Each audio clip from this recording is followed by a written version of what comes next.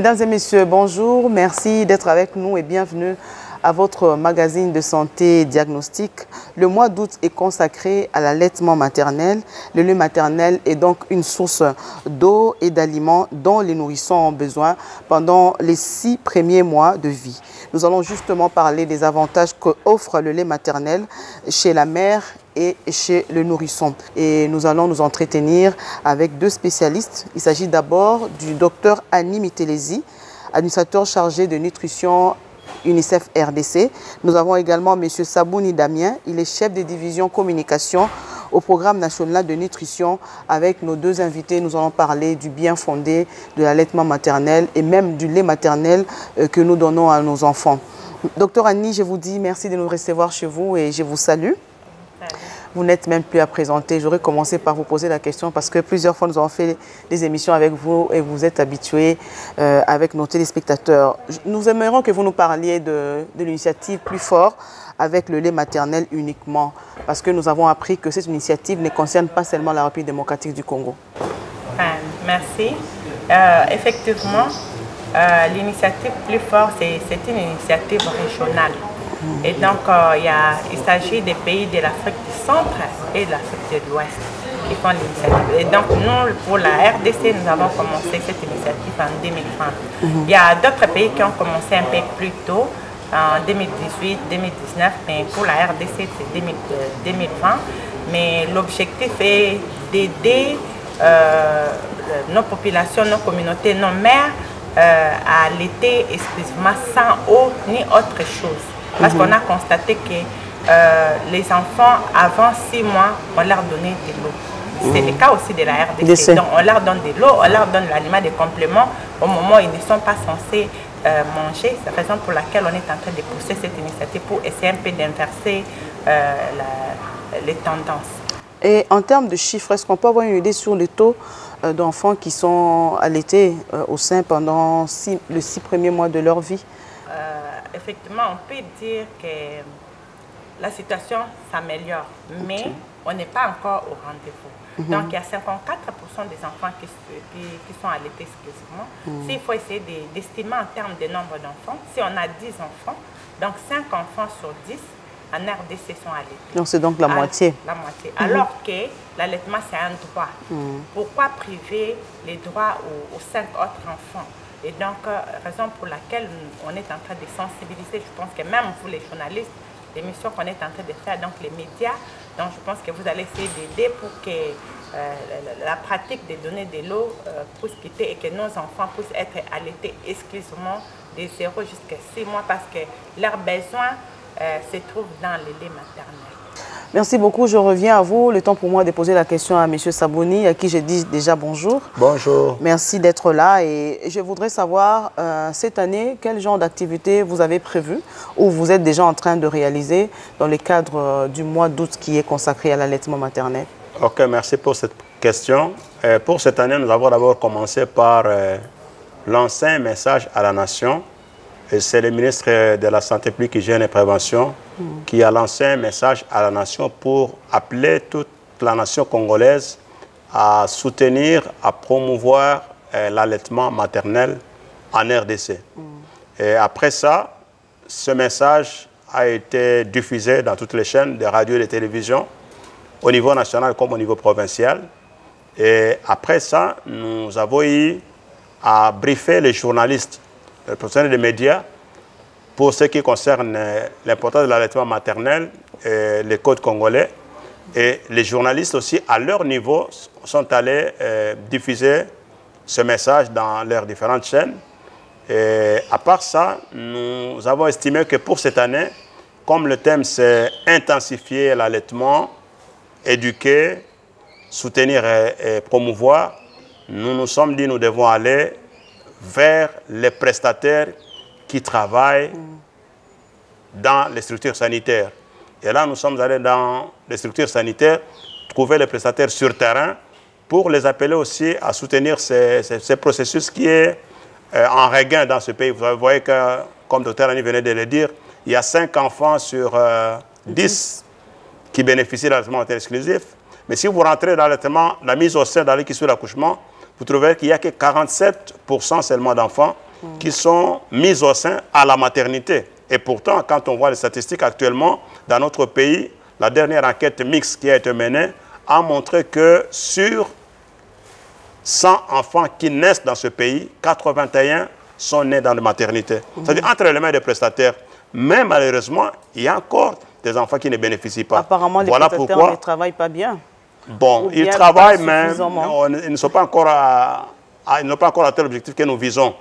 On devait normalement avoir 80% d'enfants qui sont allaités dans l'heure qui suit l'accouchement. Mais cette année aussi, nous avons rejoint les gens qui sont dans la communauté. Nous sommes allés dans la communauté chercher les pères modèles.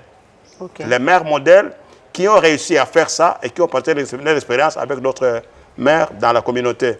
Mais à part ça, nous sommes allés chez les jeunes reporters. Et nous estimons que ces jeunes reporters vont aussi nous aider à atteindre d'autres jeunes et même toute la communauté pour que cette activité soit vraiment l'affaire de tout le monde. Mais aussi, nous sommes allés voir aussi les corps scientifiques. Et on a eu l'occasion d'être avec une ONG thérapeutique 2002 pour qu'eux aussi, ils puissent nous aider à sensibiliser, mais aussi à faire un plaidoyer auprès d'autres médecins pour que nous puissions avoir une masse critique de personnes qui comprennent le bien fondé de l'allaitement maternel. Donc, il y a beaucoup d'activités cette année, vraiment. Nous sommes allés plus dans la communauté pour que le message ne puisse pas rester au niveau seulement du pronanisme, que ça puisse atteindre le plus grand nombre de personnes. Merci, docteur Annie. Pourquoi il est important que l'enfant soit soumis au sein à l'heure qui suit l'accouchement? Normalement, comme on est en train de parler de l'allaitement, donc je pense qu'il y a 3 temps forts dans la mise au sein dans l'heure qui suit l'accouchement. Mais après cela, la maman doit essayer de continuer à allaiter, excuse-moi, jusqu'à 6 mois. Mais à partir de 6 mois, le lait maternel seul ne suffit pas, on doit ajouter autre chose. Et donc, nous recommandons, il est recommandé qu'on puisse mettre l'enfant au sein de l'heure qui suit l'accouchement parce que pour faire bénéficier à l'enfant un bon départ. Un bon départ dans le sens que les premiers laits qui sortent, les laits jaunâtres, qu'on appelle colostrum en français, et donc c'est un lait qui contient beaucoup d'anticorps qui va essayer de protéger l'enfant contre les maladies. On sait que, en quelque sorte, nous disons que c'est les premiers vaccins. Il y a d'autres vaccins que l'enfant va recevoir, mais les premiers vaccins, c'est le lait maternel qui est le colostrum. Et donc, plus on met l'enfant au sein, ça permettrait aussi la montée laiteuse. Donc, on dit dans la lait pour permettre aussi à la maman de bien débuter son allaitement. Plus on traîne, plus il y a des risques infectieux, plus il y a aussi un problème de montée laiteuse. Parce que dans l'allaitement, plus on allaite, plus il y a la production du lait. Et c'est recommandé pour chaque femme, c'est-à-dire même pour les femmes qui ont déjà accouché. Donc c'est recommandé, même si j'ai déjà eu 5 enfants, à la première, dès l'accouchement, l'enfant doit être mis au sein. Mais effectivement, ça c'est la physiologie. Parce que dès que la femme tombe enceinte, il y a la production de la prolactine. C'est ça qui est le lait qui se forme. Et donc, pour chaque femme, et donc cette formation, ces premiers laits sortent. Et raison pour laquelle je pense qu'il y a des femmes, on dit aussi, on va voir avec les avantages, on aime bien que les femmes puissent bien allaiter, excuse-moi pour espacer les naissances, mais il y a des femmes qui n'ont pas aussi respecté, tu vois, l'enfant à 3 mois, il tombe enceinte. Des fois, ça, ce n'est pas aussi... c'est recommandé que cette femme continue à allaiter son enfant. Elle peut même allaiter jusqu'à la veille même de l'accouchement. Mais seulement, l'autre enfant, l'autre bébé ne va pas bénéficier du premier lait qui est le colostrum parce que... Son frère ou sa soeur prenait déjà. Tous les voilà. Monsieur Sabouni, est-ce que vous pouvez justement nous parler de ce que contient le lait maternel? Parce que le docteur l'a déjà effleuré là. Ok, le lait maternel contient tous les éléments nutritifs dont l'enfant a besoin pour sa vie pendant les 6 premiers mois, donc dès la naissance jusqu'à l'âge de 6 mois. L'eau dont l'enfant a besoin, il y a dans le lait maternel. Les protéines que nous trouvons dans les poissons, dans les œufs, il y en a dans le lait maternel. Les vitamines, les sels minéraux qu'on trouve dans les légumes, les feuilles vertes, les fruits, on les trouve dans le lait maternel. Donc, tout ce dont l'enfant a besoin, même le sucre, tout ce dont l'enfant a besoin, même le sel, même les lipides, tout ce dont l'enfant a besoin pour sa vie, c'est dans le lait maternel. Donc l'enfant n'a besoin de prendre aucune autre chose que le lait maternel. Et elle vient de le dire, le tout premier lait là, c'est le lait le plus important qu'il ne faut pas négliger quand l'enfant vit au monde. Il faut vraiment lui donner l'occasion la première semaine, dès l'heure qui suit l'accouchement, de profiter de ce colostrum qui est un lait très très riche, très concentré. Docteur Annie, on dit que le lait maternel combat la malnutrition. Est-ce vrai ou pas? Parce que vous êtes spécialiste en nutrition. Effectivement, parce que le lait maternel, c'est un aliment. Si l'enfant n'est pas allaité, donc il ne mange pas.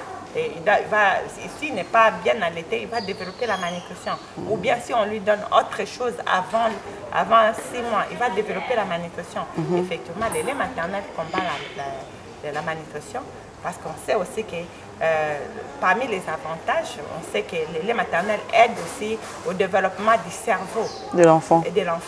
Et donc, or, la malnutrition aussi, un enfant qui a la malnutrition, ça impacte aussi son cerveau. Des fois, il ne sera pas intelligent, tout ça. Donc, ça, c'est aussi une forme de malnutrition. Effectivement, le lait maternel combat la malnutrition. Et non seulement la malnutrition, ça combat aussi les autres maladies telles que la diarrhée, les infections respiratoires aiguës et toutes les autres maladies chez l'enfant. Et qu'est-ce que vous recommandez aux femmes de consommer pour que le lait maternel soit abondant?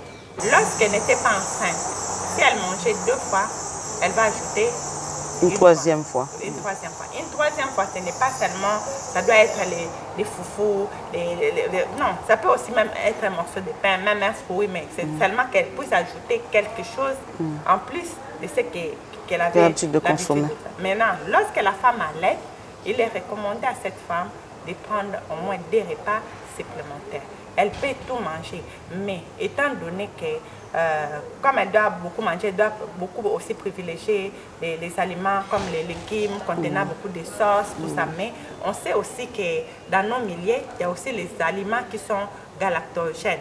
Donc, ils donnent beaucoup, ça permet aussi la production de lait. À côté de ça, on sait que plus l'enfant suce, plus il y aura la production. Mais il y a les aliments comme les wangila, donc ça aide aussi. Beaucoup de pondou et maïmaï. Beaucoup de pondou et maïmaï, ça aide à la femme aussi de produire le lait. Mais seulement nous devons noter, ce n'est pas forcément, mais si la femme se trouve dans l'incapacité, ou bien on trouve qu'une femme est malade, il a la malnutrition, cette malnutrition ne modifie en rien la qualité tout comme la quantité du lait qu'elle devait donner à l'enfant. Bon? Donc le lait n'est pas affecté même quand... Parce que maman, lorsqu'elle mange d'abord pour elle-même aussi. Bon, ce n'est pas pour l'enfant, c'est vrai qu'elle doit être aussi en forme pour allaiter, mais dans des conditions où il y a des milieux, où il y a des urgences, où on trouve que la maman a la malnutrition, ça ne tarit en rien, mais nous devons essayer d'aider aussi les femmes à mieux se nourrir pour qu'elles soient aussi en forme, pour leur permettre de mieux allaiter. Docteur Sabouni, quand est-ce qu'il faut associer le lait maternel à d'autres aliments? Certainement, vous me parlerez d'après 6 mois, donc juste après 6 mois ou bien... Bon, je pose cette question parce qu'il y a des mamans qui se plaignent. Elles ont encore l'impression que malgré elles veulent respecter l'allaitement exclusif, les enfants ne se rassasient pas. Donc l'enfant fait une demande à tout moment. Alors elles sont soit contraintes ou bien elles veulent associer l'allaitement maternel à autre chose pour que l'enfant se rassasie. Ok, cette idée, on la trouve chez certaines mamans qui estiment que leur lait ne suffit pas avant même d'atteindre 6 mois, même à 3-4 mois. Bon, cela peut être une façon de voir les choses, mais en réalité, si l'enfant n'est pas rassasié, on peut aussi se poser la question, est-ce qu'il reçoit suffisamment de lait maternel? Parce que pour avoir suffisamment de lait maternel, il faut que l'enfant puisse téter plusieurs fois, mais aussi doit prendre assez de temps pour l'allaitement. Donc, quand la maman allaite son enfant, elle doit savoir que c'est un travail. Elle doit être patiente. Hein? C'est un repas. Et donc, l'enfant doit prendre au moins 10 minutes en train de prendre le lait à partir du sein jusqu'à fatiguer. On ne doit pas arracher le sein de la bouche de l'enfant. C'est l'enfant lui-même qui cède à un moment donné le sein puisqu'il est déjà fatigué et puis le sein est vidé. Alors, mais à 6 mois, il est vrai qu'à 6 mois, le lait maternel, même si l'enfant prend de grandes quantités, ça ne couvre plus tous les besoins. Les besoins sont maintenant couverts seulement à 50%. Donc il faut compléter par d'autres aliments que nous appelons une alimentation des compléments. Donc d'autres aliments qui vont ajouter ce qui a manqué au lait maternel. C'est à 6 mois. À 6 mois. Et quand est-ce qu'il faut commencer par quel genre d'aliments? Les aliments qui sont on commence par la bouillie. Okay. La bouillie. Potopoto. Potopoto. Il y a fort mignon, donc il y a potopoto, il y a masango, potopoto, il y a nous encourageons de commencer par la bouillie à base de céréales. Ça peut être le maïs, ça peut être le sorgho, ça peut être le blé. Un céréale, puisque avec les céréales, non seulement on a de l'énergie, mais aussi à l'intérieur, on a quelques protéines et même des vitamines. Ce qui fait que nous encourageons de commencer par les céréales comme base pour la bouillie à donner à l'enfant. Et après, combien de temps qu'il faut maintenant associer les foufous les foufous, c'est au 7e mois, 8e mois. Mais au début, on commence d'abord par la bouillie. Et vous êtes pour ces mélanges de kikalakasa avec les chenilles moulues et puis la farine de maïs, il semble que c'est nutritif? C'est nutritif, mais nous disons qu'au début, comme l'enfant vient d'un régime qui ne prenait que du lait maternel, c'était vraiment liquide. Si vous lui ajoutez un mélange très sophistiqué avec beaucoup d'ingrédients à l'intérieur, l'enfant peut ne pas supporter ce mélange au début. C'est très lourd. Il faut lui permettre de s'adapter progressivement à cette nouvelle alimentation, puisque au même moment qu'on ajoute l'aliment de complément, l'enfant continue à prendre le lait maternel. On n'arrête pas avec l'allaitement maternel, parce que l'allaitement doit aller jusqu'à 24 mois ou même plus. Donc, ces aliments, on les ajoute au lait maternel. Et les mélanges, plus l'enfant est en train de grandir, plus on va associer plusieurs ingrédients dans son alimentation. Et plus la consistance va être aussi plus dure, plus l'enfant est en train de grandir. Donc, un enfant qui commence avec l'alimentation de complément ne peut pas commencer avec les foufous ou la chikwang. Peut-être je voulais ajouter, les mélanges, ce n'est pas dans un seul repas, mais l'enfant peut bénéficier des, comme tu dis, des kikalakasa part, dans un autre repas, les maïs ça part. Donc ce n'est pas tout mélangé pour que ça devienne lourd. Mais l'enfant peut manger les trois. En 24 heures, on peut lui faire manger plusieurs types, mais qu'on transforme sous forme de bouillie, comme des purées. Des purées. Oui, mais pour lui permettre de...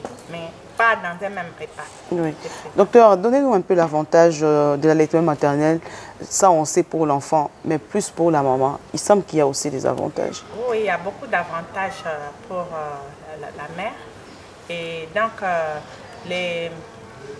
allaiter, surtout la mise au sein d'alerte qui suit l'accouchement, ça permet d'arrêter l'hémorragie du postpartum. Comme on sait, beaucoup de femmes le font dire « Abota qui n'a bien, mais a accouché après. » Donc, parce que Aboti bien, mais c'est cette hémorragie qui l'amène à la mort. Et donc, il y a des produits qu'on injecte aux femmes lorsqu'elles accouchent.